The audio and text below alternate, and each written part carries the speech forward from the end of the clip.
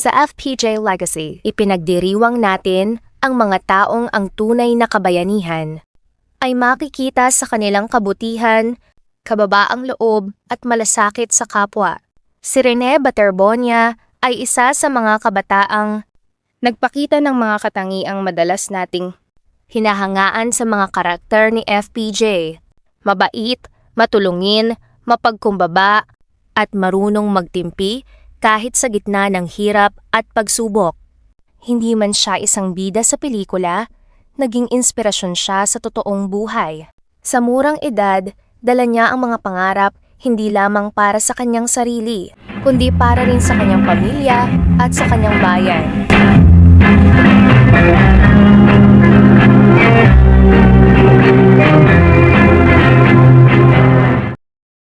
Sa emosyonal na bidyong ito, masaksihan ang nakadudurog na pakiusap ng kanyang ina. Huwag mo silang patulugin.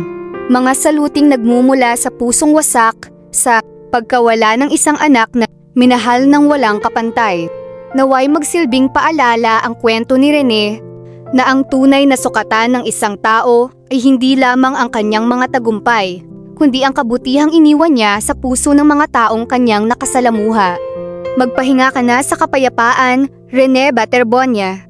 Ang iyong kabutihan, mga pangarap, at iniwang inspirasyon ay mananatiling buhay sa puso ng maraming Pilipino.